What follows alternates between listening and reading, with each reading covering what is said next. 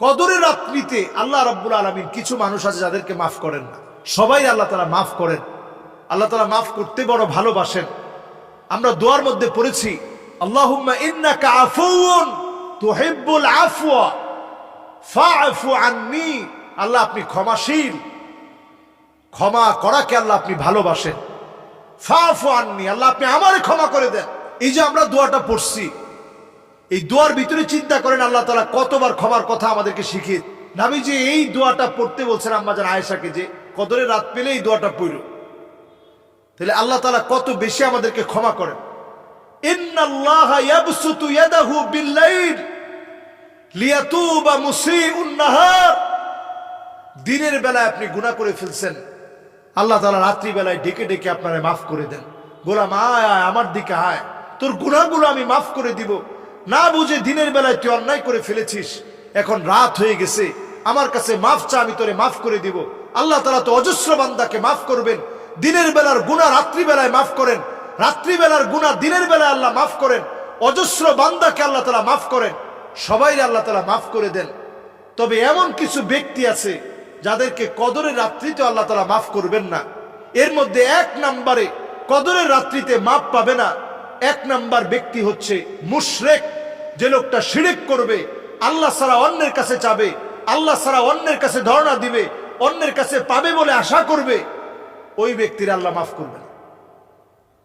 দুই নম্বরে আল্লাহ তাআলা মাফ করবে না, এই কদরের রজনী পাওয়ার পরেও আল্লাহ মাফ করবে না। কারে? মুসাহিন, যেই লোকটা হিংসুক, আল্লাহ তাআলা তারে কদরের রাত্রিতেও মাফ করবে না। আল্লাহ রাব্বুল আলামিন কদরের রাত্রিতেও হিংসুকের মাফ করেন। এখন হিংসুককে, যে মানুষের শুধু ক্ষতি মনে চায় না, প্রকাশ্যে গিয়ে ক্ষতি করে, এর নাম হিংসুক। একটা মনে মনে তো প্রত্যেকের মনের ভিতরে তো এটা থাকেই, যে আল্লাহ আপনি তারই এত দিচ্ছেন, আমারে দেন নাই। কিন্তু দেন নাই বলেই সে থামে নাই, সে গিয়ে দেন নাই বলেই সে থামে নাই, সে গিয়ে ওই ভাইয়ের যে প্রতিষ্ঠান আছে, বাড়ি আছে, অথবা তার সন্তানটাকে ক্ষতি করার নিয়তে আঘাত করছে। আরে মুসলমান, আপনি যদি প্রথম কাতারে নামাজ পড়ে কোন ভাইয়ের ক্ষতি করার জন্য শত্রুতা বশত গিয়ে আঘাত করলে, আল্লাহ পাক কিয়ামতের দিন আপনার এর হিসাব নিবেন। লাইলাতুল কদরও আপনার মাপ নেই, আপনি একজন বঞ্চিত মানুষ।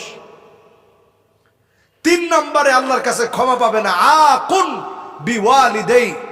পিতা মাতার সাথে যে সন্তান খারাপ ব্যবহার করেছে, অন্যায় ব্যবহার করেছে, ধমক দিয়ে কথা বলছে, পিতা মাতাকে ধাক্কা মেরেছে, পিতা মাতার মুখে খাবার দেয় নাই, ইফতারি দেয় নাই, সাহারি দেয় নাই, নিজের পোশাক পরিচ্ছদ নিয়ে মার্কেটিং নিয়ে ব্যস্ত ছিল, এমন সন্তানের দিকে আল্লাহ রাব্বুল আলামিন এই লাইলাতুল কদরে আল্লাহ তারে মাফ করবেন।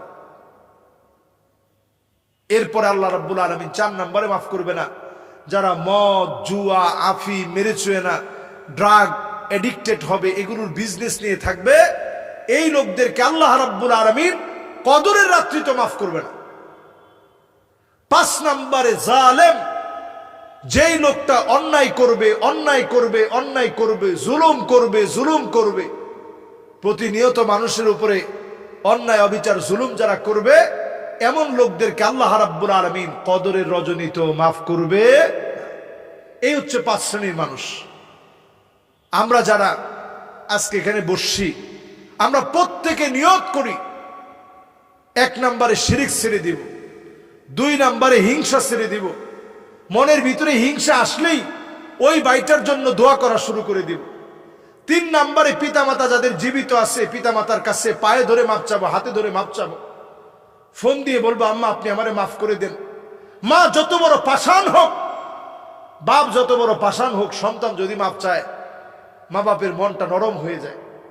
মা বাপের কাছে ফোন দিয়ে বলবেন যে আব্বা মাফ করে দিন, আম্মা মাফ করে দিন। আমরা এই কাজটা করব। এরপরে নানা রকমের নেশার যাদের অভ্যাস আছে, এই কদর সামনে নিয়ে একেবারে খাস দিনে তওবা করে ফেলেন। আপনি দেখবেন এই রমাদান এক দিক দিয়ে চলে যাবে, অন্য দিক দিয়ে আপনার নেশা চলে যাবে, আর আপনি ড্রাগ এডিক্টেড হবেন না। আফি, মেরিজুয়েনা, ইয়াবা, ফেন্সিডিল, হেরোইন, মদ, এলএসডি সহ যত রকমের নেশা আছে এর কোনোটাই ছাড়া কিন্তু আমাদের জন্য কঠিন না। আপনি শুধু নিয়ত করেন, আপনি পারবেন। জুয়া থেকে আপনি বের হয়ে আসেন। 5 নম্বরে, অন্যায় করে ফেলছেন, ওই ভাইটা জীবিত থাকলে তার হাত ধরে মাফ চেয়ে নেন, ভাই আমি অন্যায় করে ফেলছি, আপনারা কষ্ট দিয়ে ফেলছি, এইভাবে আমরা ক্ষমা চেয়ে নেই। একজন আরেকজনের পাশে দাঁড়াই, অন্যায় করে ফেলছি যাদের সাথে, তাদের কাছ থেকে আমরা মাফ চেয়ে নিই। আল্লাহ তাআলা আমাদেরকে তৌফিক দান করুক, সকলে পড়ি আমিন। যাকাত কোন কোন সম্পদের দিতে হয়? অত্যন্ত গুরুত্বপূর্ণ একটি বিষয় যে যাকাত কোন কোন সম্পদের দিতে হয়। যাকাত দিতে হয় মৌলিক 4টি সম্পদের উপরে। 1 নাম্বার সম্পদ হচ্ছে কাঁচা টাকা, এটা যাকাত দিতে হবে। 2 নাম্বার সম্পদ হচ্ছে আপনার স্বর্ণ, সেটা অলংকার হিসেবে থাকুক, গহনা হিসেবে থাকুক, আংটি হিসেবে থাকুক, বার হিসেবে থাকুক, যেইভাবে থাকুক তার যাকাত দিতে হবে। 3 নাম্বার আপনার যাকাত দেওয়া লাগবে রৌপ্য মুদ্রার যাকাত দিতে হবে। রূপা আপনার কাছে আছে, সেই রূপা এটা যদি 52.5 ভরি সম পরিমাণের হয় আপনাকে যাকাত দিতে হবে। তাহলে যাকাতের জন্য স্বর্ণ পেলাম, রূপা পেলাম, যাকাতের জন্য পেলাম কাঁচা টাকা। এরপরে যাকাতের জন্য যাকাত দেওয়া লাগবে আপনাকে আমাকে ওই সম্পদের উপরে। ধরুন একটা জমি আপনি কিনেছেন ব্যবসার নিয়তে, এই প্রোডাক্টের উপরে যাকাত দিতে হবে।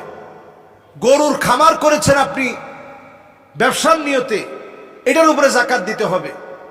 মুরগির ফার্ম করেছেন আপনি ব্যবসার নিয়তে, এটা থেকে আপনাকে যাকাত দিতে হবে। আপনার ফ্যাক্টরি আছে, এটার যে মেশিনারিজ আছে এগুলোর উপরে যাকাত দিতে হবে না, কিন্তু এর যে কাঁচামাল রয়েছে ওই কাঁচামালের উপরে যাকাত দিতে হবে। তাহলে আমরা যদি টোটাল মাসালাটা আপনাদের সামনে একেবারে খোলামেলা বলি, যত সম্পদ কাঁচামাল হিসেবে টাকা হিসেবে আপনার কাছে আছে এগুলোর যাকাত দিতে হয়। তো যাকাত আমরা দিব কিভাবে? ওয়াহাল আলাইহিল হাউল, 1 বছর এই সম্পদ 52.5 ভরি রৌপ্য পরিমাণ সম্পদ, 52.5 ভরি রৌপ্য পরিমাণ সম্পদ, এইটা আপনার হাতে হস্তগত হয়েছে, আপনার হাতে আসছে, এই সম্পদের যাকাত আপনাকে প্রদান করা লাগবে। তাহলে 52.5 ভরি রৌপ্যের দাম কেমন? বর্তমান যদি একেবারে লেটেস্ট বাজার দর আপনি কল্পনা করেন 1,10,000 টাকা। একটু নর্মাল রূপা যেটা আছে ওইটা 85,000 90,000 টাকা পাওয়া যায়। তাহলে বোঝা যায় 1,10,000 টাকা, এটাই আমরা ধরি স্ট্যান্ডার্ড লেভেলটা যদি আমরা মেনটেন করি 1,10,000 টাকা। এই 1,10,000 টাকা যদি আপনার কাছে 1 বছর যদি আপনার হাতে থাকার পরে ঘুরে আসে, তাইলে আপনি যাকাত প্রদান করবেন 1 লক্ষ টাকায় মাত্র 2,500 টাকা। 1 কোটি টাকায় মাত্র 2.5 লক্ষ টাকা আপনি যাকাত দিবেন। আল্লাহ খুব বেশি চান নাই, সামান্য চেয়েছেন। অনেকের ক্ষেত্রে একটা প্রশ্ন জাগবে যে হুজুর আমরা তো ঋণগ্রস্ত আছি, বাংলাদেশের যত ধনী ব্যক্তি আছে বড় বড় সব ধনীদের অনেক বড় বড় ঋণ আছে, যে হুজুর আমার তো কয়েকশো কোটি টাকা ঋণ আছে, ঋণগ্রস্তের উপরে যাকাত নাই, তাইলে হুজুর আমার যাকাত থাকবে কেন? কারণ ঋণটা আপনি এখনই পরিশোধ করবেন না, আপনি নিয়তি করে রাখছেন ঋণটা আরো কয়েক বছর পরে আপনি দিবেন, এই জন্য এখন আগে আপনি যাকাত দেন।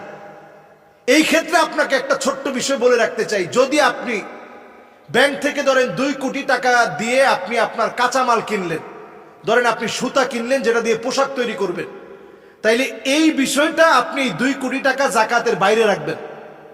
আর যাকাত যখন আমরা দিব এই ঋণের টাকাটা আমরা বাইরে রাখবো, বাইরে রেখে আপনি হিসাব করবেন স্বর্ণে কতটুকু আছে, রূপে কতটুকু আছে, নগদ অর্থে কতটুকু আছে, মানুষের কাছে আপনি হাওলাত দিয়েছিলেন, কর্জে হাসানা দিয়েছেন, সেটা আপনি পাবেন, ওইটাও আপনার টাকা। প্রাইস বন্ড কিনে রাখছেন, ওইটাও আপনার টাকা।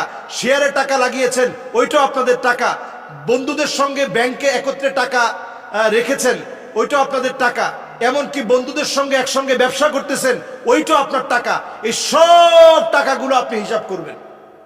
এমনকি আপনার স্ত্রীকে আপনি মহারণা দিবেন, এই মহারণা দেওয়ার আগে আপনার স্ত্রীর জন্য মহারণা দিবেন, এই মহারণা দেওয়ার ঠিক আগ মুহূর্তে আপনি চিন্তা করছেন যে এই বছর 1 লাখ টাকা দিব, এই 1 লাখ টাকা বাদ দিয়ে, কারণ 1 লাখ টাকা তো আপনার স্ত্রী এখন পেয়ে যাবে আপনার কাছ থেকে, এই টাকাটা আপনি বাদ দিয়ে দিবেন, জাকাতের খাত থেকে এটা বাদ দিয়ে দিবেন, জাকাতের হিসাব থেকে এটা বাদ দিবেন। বাদ দিয়ে আমরা পাই টু পাই খাতার ভিতরে লিখবো, হাতের ভিতরে স্বর্ণ হিসাবে কত আছে, রৌপ্য হিসাবে কত আছে, নগদ টাকা হিসাবে কত আছে, এরপরে মানুষের কাছে আমি হাওলাত পাবো কত টাকা, কাঁচামাল হিসাবে কত আছে, পকেটের ভিতরে কত আছে। এখন নতুন আমি ব্যাংকের মাধ্যমে হয়তো আমি একটা ইনকাম পেয়েছি, ওই ব্যাংকের ইনকাম বাবদ ব্যাংকে এখন বেতন আসে, ইয়াউমা ইউহমা আলাইহা ফি নারি জাহান্নাম ফাতুকওয়া, কাঁচামাল হিসাবে কত আছে, পকেটের ভিতরে কত আছে। এখন নতুন আমি ব্যাংকের মাধ্যমে হয়তো আমি একটা ইনকাম পেয়েছি, ওই ব্যাংকের ইনকাম বাবদ ব্যাংকে এখন বেতন আসে, ইয়াউমা ইউহমা আলাইহা ফি নারি জাহান্নাম ফাতুকওয়া বিহা জিবাহুহুম ওয়া জুনুবুহুম ওয়া যুহুরুহুম হাযা মা কানাসতুম লিআনফুসিকুম। যাকাত যদি কেউ না দেয়, এই সম্পদ আপনার জন্য জাহান্নামের আগুন হয়ে যাবে, জাহান্নামকে আল্লাহ তাআলা টেনে আনবেন, এরপরে শাস্তির সম্মুখীন করবেন। আমরা যে প্রাইজ বন্ডগুলো কিনি এগুলোরও জাকাত দিতে হবে, এমনকি জাকাত দিতে হবে ব্যবসায়িক সমিতি করি ওইটারও জাকাত দিতে হবে। আমরা জাকাত দিব যদি আমরা কোনো ফ্ল্যাট ক্রয় বিক্রয় করে লাভ করার নিয়তে কিনে থাকি, এটারও জাকাত দিতে হবে। গাড়ির জাকাত দিতে হবে না, গাড়ির জাকাত দিতে হবে না। পশু যেগুলো আছে আমাদের দেশে, এমন কোনো পশু নাই যেগুলো শুধু ঘাস টাস খেয়ে চারণভূমিতে বিচরণ করে যে গরুগুলো বড় হয়, এমন কোনো গরু আমাদের দেশে এখন নাই। আমাদের দেশে গরুগুলারে আমরা নিজস্বভাবে খাবার দিয়ে থাকি, এজন্য এটা আপনি বাদ রাখেন। এরপরে ফসল যেটা আমরা উঠাই নিজেরা খাওয়ার পরে, বিক্রি করার পরে যে অর্থ আসে ওইটা জাকাতের টাকার সাথে যোগ করে আমরা জাকাত দিব। এইভাবে করে প্রত্যেকটা খাতে খাতে যদি আমরা জাকাত দিতে পারি, ভাগ করে করে যদি আমরা জাকাত দিতে পারি, একটা একটা করে যদি আমরা জাকাত দিতে পারি, যেগুলা বললাম সবগুলা একটা একটা করে লিখেন, খাতায় লিখে লিখে লিখে লিখে এরপরে আপনি জাকাত দেন। এইভাবে আমরা জাকাতগুলা দিব। আর জাকাত দিব না যারা ঋণগ্রস্ত, একেবারে অভাবী, যারা নিজেরা মিসকিন, যারা নিজেরা অভাবী, আরেকজনের কাছে জাকাত খেতে পারবেন, এমন লোকের আমরা জাকাত দিব না। এছাড়া সবাই যাদের উপরে নেশাব পরিমাণ সম্পদ হয়েছে, 1,10,000 টাকা রমাদানের একটা নির্দিষ্ট হিসাব করে রাখবেন যে 17 রমজান এবার দিছেন, আগামী বছর 17 রমজান আসলে আপনার নিসাব পরিমাণ একেবারে বছরটা পুরা হলো। এইভাবে আমরা হিসাব